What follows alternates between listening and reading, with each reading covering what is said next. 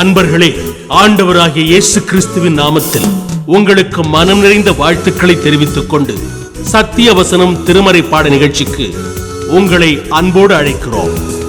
சத்திய வசனம், இது தேவனின் வசனம். நாம் சோர்ந்து போகையில் கரம் கொடுக்கும் நம் தேவனின் வசனம்.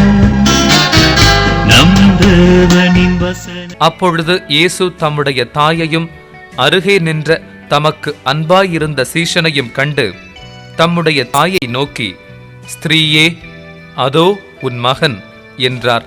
பின்பு அந்த சீஷனை நோக்கி, அதோ உன் தாய் என்றார். அந்நேர முதல் அந்த சீஷன் அவளை தன்னிடமாய் ஏற்றுக்கொண்டான். சத்தியவசனம் நேயர்களுக்கு இயேசு கிறிஸ்துவின் இனிய நாமத்தில் என் வாழ்த்துக்கள்.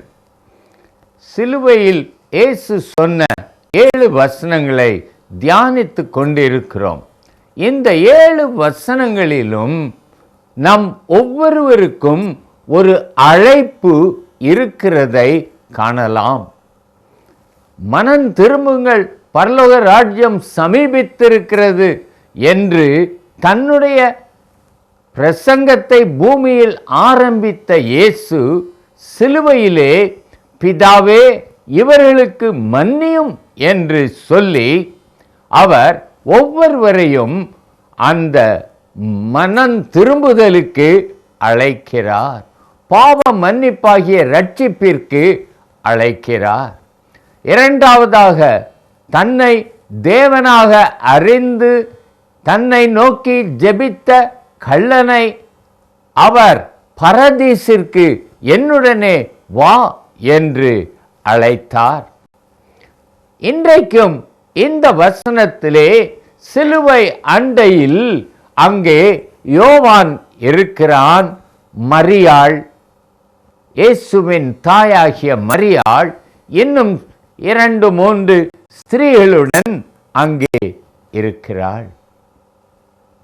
இந்த சூழ்நிலையிலே இயேசு இவர்களை நோக்கி பார்த்து ஒரு வசனத்தை சொல்லுகிறார். அந்த வசனம் என்ன?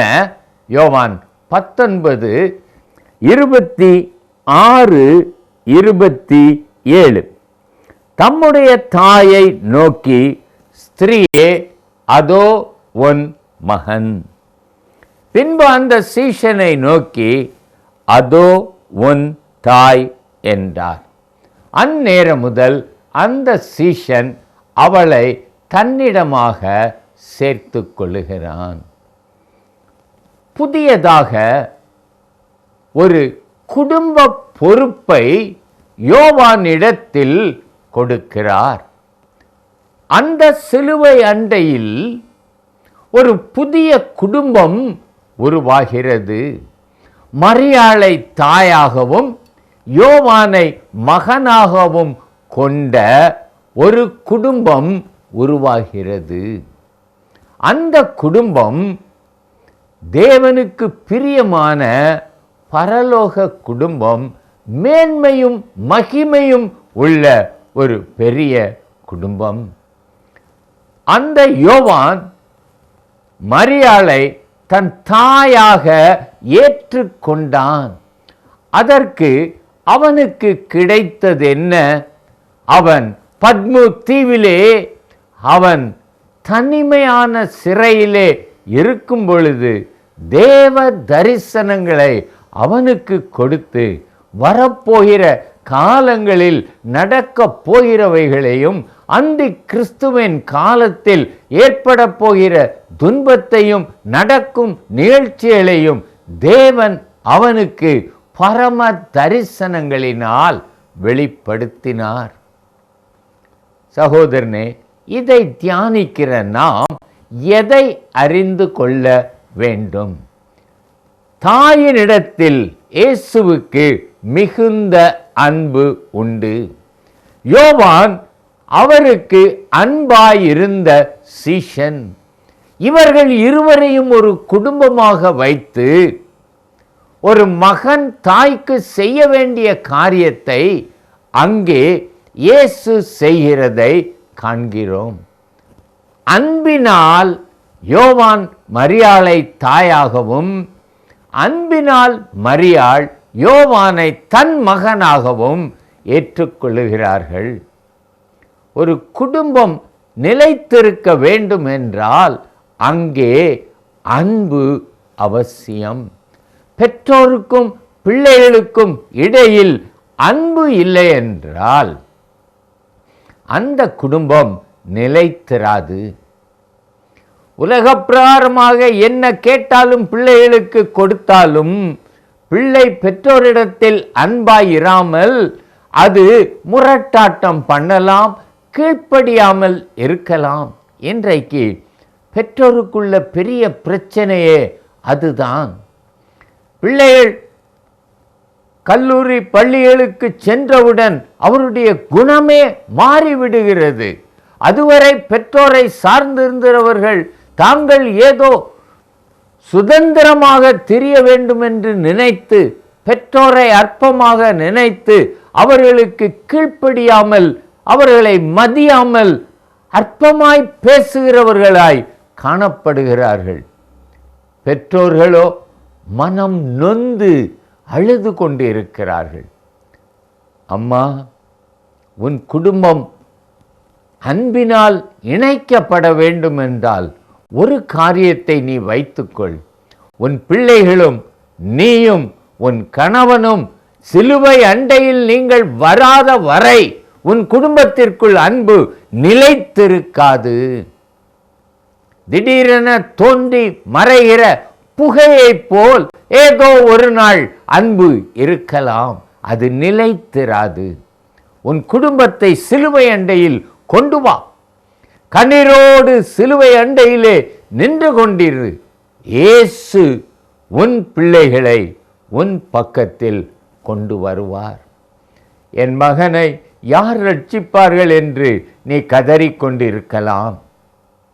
என் பிள்ளை இப்படி அவள் தன்னிஷ்டத்திற்கு திரிந்து அவமானம் உண்டாக்குகிறாளே என்று நீங்கள் கலங்கி கொண்டிருக்கலாம். உங்களுக்கு ஒரு நம்பிக்கை, உங்களுக்கு ஒரு நம்பிக்கை. இயேசுவின் சிலுவை அண்டை வாருங்கள்.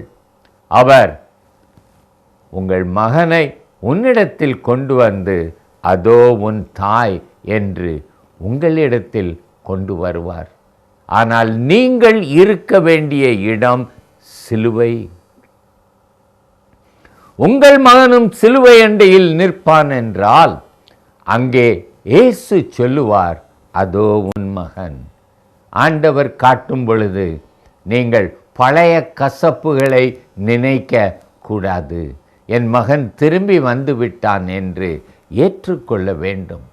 கெட்ட குமாரனை அவன் தகப்பன் அணைத்து முத்தமிட்டு அவனை ஒன்றும் பேச விடாமல் தன் பழைய நிலைக்கு உயர்த்தினது போல நீங்களும் உங்கள் பிள்ளைகளை மன்னித்து, அவர்கள் செய்த தகாத காரியங்களை மன்னித்து மறந்து பிள்ளைகளை அணைத்து முத்தமிட்டு அன்பினால் அணைத்துக் கொள்வீர்கள் என்றால் நிச்சயமாக உங்கள் குடும்பத்தில் சந்தோஷமும் சமாதானமும் நிலைத்திருக்கும். இந்த குடும்பத்தின் பொறுப்பை ஏற்றுக்கொள்ள கணவனையும் மனைவியையும் இயேசு இன்றைக்கு அழைக்கிறார். அவர் சொல்லுகிறார், உன் மகனை நீ ஏன் சிலுவை அண்டையில் கொண்டு வரவில்லை? நான் அவனை உனக்கு ஏற்றவனாக ஆக்கித் தருவேனே என்று சொல்லுகிறார். ஒரு குடும்பத்திலே அன்பு இருந்தால் பொறுப்புகளை சந்தோஷமாக ஏற்றுக்கொள்வோம். வயதானவர்களை ஏற்றுக்கொள்வது சற்று கடினம்தான். மகன் தன் அப்பாவை நேசிக்கலாம். என்னை ஆளாக்கினவர், என்னை உருவாக்கினவர், நான் இன்றைக்கு இந்த நிலையில் இருப்பதற்கு அவர்தான் காரணம், அவருக்கு நான் ஏதாகிலும் செய்ய வேண்டும் என்று நினைக்கலாம். ஆனால் அவனுடைய மனைவியோ இவர் ஓயாமல் எங்கள் விஷயங்களில் குறுக்கிட்டு என் கணவனுக்கு என்னிடத்தில் அன்பு கூறாதபடி என் தவறுகளை சொல்லிக்கொண்டே இருக்கிறார் என்று சொல்லி அவள் அவரை வீட்டில் ஏற்றுக்கொள்ளாத ஒரு சூழ்நிலை இருக்கலாம். இருவரும் குடும்ப பொறுப்பை ஏற்றுக்கொள்ளவில்லை. இயேசு சொல்லுகிறார், இந்த சூழ்நிலையில் நீங்கள் உங்கள் புத்தியினாலோ ஞானத்தினாலோ என்ன காரியம் செய்தாலும் அது சந்தோஷத்தை தராது. இந்த பிரச்சனையின் மத்தியிலே சிலுவையில் மரித்த இயேசுவை நிறுத்திக் கொள்ளுங்கள். அவரிடத்திலே சொல்லுங்கள், எனக்கு ஒரு வழியை காட்டுங்கள், நான் பொறுப்பை ஏற்றுக்கொள்ள ஆயத்தம் என்று சொல்லுங்கள். முதியோர் இல்லங்கள் அது தீர்வல்ல. Old age homes are not the solution for a Christian. என்னவென்றாலும் நீ ஒரு நாளில் உன் தகப்பனை குறித்தோ உன் தாயை குறித்தோ தேவனுக்கு கணக்கு ஒப்புவிக்க வேண்டுமே. அன்றைக்கு என்ன செய்வாய்? என் மனைவி நீர் தந்தவள் இப்படி செய்தாள் என்று ஆதாமாய் மாறி நீர் குறை கூற முடியுமோ? முடியாதே. ஆகையால் இன்றைக்கே சிலுவை அண்டையில் வாரும். குடும்ப பொறுப்பை ஏற்றுக்கொள்ளத்தக்க பலத்தையும் பரிசுத்த ஆவியின் பலத்தையும் ஞானத்தையும் அவர் உங்களுக்கு தருவார். சம்பந்தப்பட்டவர்கள் சிலுவையில் அண்டையில் வரும்பொழுது அவர்களுடைய குணங்கள் மாறி எதிர்த்தவர்கள் ஒன்று சேர்ந்து நன்மையானவைகளை செய்வார்கள். அந்த குடும்பத்தில்தான் தேவனுடைய ஆசீர்வாதம் இருக்கும். சகோதரனே, நீங்கள் எப்படிப்பட்ட சூழ்நிலையில் இருக்கிறீர்களோ எனக்கு தெரியாது. ஒருவேளை நீங்கள் வயதான பெற்றோராய் இருக்கலாம், அல்லது இப்பொழுதுதான் திருமணம் ஆனவர்களாக இருக்கலாம். குடும்பத்தை கட்டும் முயற்சியில் இப்பொழுதுதான் இறங்கி இருக்கலாம். ஒன்றை தெரிந்து கொள்ளுங்கள், தினமும் சிலுவையில் அறையப்பட்ட இயேசு அண்டை வந்து உங்கள் குடும்பத்தின் காரியங்களை எல்லாம் தேவனிடத்தில் சொல்லும் பொழுதுதான் தகப்பனுக்கும் தாய்க்கும் மகனுக்கும் இடையில் ஒரு சரியான உறவை அவர் ஏற்படுத்துவார். சகோதரனே, இன்றைக்கும் இயேசுவுக்கு ஒரு குடும்பம் என்றால் என்ன என்று தெரியும். அனாதையாய் ஒரு விதவை தாய் இருப்பாள் என்றால் அவளுக்கு ஏற்படக்கூடிய கஷ்டங்கள் அனைத்தும் அவருக்கு தெரியும். இன்றைக்கும் நாம் பார்க்கிறோம், ஒரு 75-80 வயதான ஒரு பெற்றோர் தனியாக ஒரு வீட்டில் இருக்கும் பொழுது ஒரு சிறிய உதவி என்றாலும் மற்றவர்களை நாடி நிற்க வேண்டிய ஒரு நிலையில் இருக்கிறார்கள். இந்த மாதிரியான பெற்றோர்கள் இன்றைக்கு ஒன்றை நினைத்து கொள்ள வேண்டும்.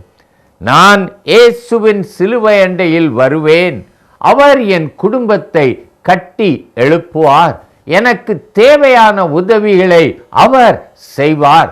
யாராவது ஒருவனை எனக்கு உதவி செய்யும்படி தேவன் வைத்திருப்பார். மரியாளுக்கு ஒரு யோவானை வைத்தவர் எனக்கும் ஒரு தம்பியையோ தங்கச்சியையோ வைத்திருப்பார், ஒரு பிள்ளையை வைத்திருப்பார் என்று நீங்கள் நம்பி ஆண்டவருக்கு ஸ்தோத்திரம் செலுத்துங்கள். சிலுவை குடும்பத்தின் பொறுப்பை ஏற்றுக்கொள்ளும் ஒரு அழைப்பை கொடுக்கிறது. வாலிப சகோதரனே, சகோதரியே, இன்றைக்கு நீ சுதந்திரமாய் உன் குடும்பத்தை கட்ட நினைக்கலாம், நல்லது, தேவன் உங்களை ஆசீர்வதிப்பார். ஆனால் உங்கள் பொறுப்புகளை தட்டி கழிக்க முடியுமோ? முடியாதே. ஆகையால் நீங்களும் ஒரு நாளில் வயதாகி இதே மாதிரி இருப்பீர்கள் என்பதை நினைத்து ஆண்டவர் அண்டையில் வாருங்கள். அவருக்கு தெரியும், மரியாளின் வேதனை தெரியும், யோவானின் திறமை அவருக்கு தெரியும். யோவான் என்ன செய்யக்கூடும் என்பது தேவனுக்கு தெரியும். கலங்காதிருங்கள், உங்களை தேவனிடத்தில் ஒப்புக்கொடுங்கள். அவர் சிலுவையிலே அன்பை, தாயினிடத்தில் அன்பையும் பரிவையும் காட்டினார். ஒரு மூத்த மகனாக தாய்க்கு செய்ய வேண்டிய கடமையை நிறைவேற்றினார். நான் ஒரு பெற்றோருக்கு மகனாயிருந்தால் என் பெற்றோருக்கு நான் செய்ய வேண்டிய அன்பின் காரியங்களை நான் செய்யாமல் எப்படி நான் இருக்க முடியும்? வேதம் சொல்லுகிறது, கண்ட சகோதரனிடத்தில் அன்பு கூறாதவன் காணாத தேவனிடத்தில் அன்பு கூறுவது எப்படி? தன்னை பெற்று வளர்த்து ஆளாக்கின ஒரு பெற்றோரை கனம் பண்ணாமல், அவர்களிடத்தில் அன்பு கூறாமல் அவன் எப்படி தேவனிடத்தில் அன்பு கூற முடியும்? அவன் எப்படி தேவனை கனம் பண்ண முடியும்? கலங்காதிருங்கள், சிலுவை அண்டை வாருங்கள். பொறுப்புகளை ஏற்றுக்கொள்ளும் பிள்ளைகளை தேவன் உங்களுக்கு வைத்திருக்கிறார். உங்கள் பிள்ளைகள் உங்களுக்கு பெரிய ஆசீர்வாதமாய் இருப்பார்கள். அவர்கள் உங்களோடு இணைந்து உங்களை சுற்றிலும் பந்தியிலே ஒலிவமரக்கன்றாய் இருப்பார்கள். உங்கள் வீடுகளுக்கு வருவார்கள், உங்களோட அன்பாய் இருப்பார்கள், உங்களுக்கு சகல தேவைகளையும் சந்திப்பார்கள். எப்பொழுது நீங்கள் கிறிஸ்துவை மையமாக கொண்ட ஒரு குடும்பத்தை நீங்கள் வைத்திருப்பீர்கள் என்றால் அந்த குடும்பத்திற்கு உங்கள் பிள்ளைகளையும் அழைப்பார். குடும்ப ஜெபம் உண்டா? ஒவ்வொரு நாளும் கிறிஸ்துவை நோக்கி ஜெபியுங்கள். கர்த்தர் உங்கள் குடும்பத்தை மலையின் மேல் பட்டணமாக கட்டி அநேகருக்கு முன்மாதிரியாக வைப்பார். சிலுவைதான் குடும்பத்தின் அஸ்திபாரம்.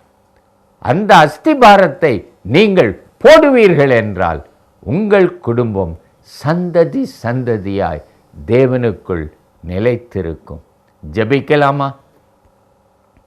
அன்பின் தகப்பனே, அன்பினால் என் குடும்பத்தை ஒன்றுபடுத்த நீர் எங்கள் குடும்பத்தின் நடுவில் இறங்கி வந்து அது உன் தாய், அது உன் மகன் என்று சொல்லி இருவரையும் இணைத்தருளும். ஒவ்வொரு பொறுப்பையும் ஏற்றுக்கொள்ள எங்களுக்கு ஒரு அழைப்பை தருகிறீர். அந்த அழைப்பை பூரணப்படுத்தத்தக்க பலத்தையும் வழிகளையும் எங்களுக்கு தந்தருளும். இயேசு நாமத்தில் பிதாவே, ஆமென்.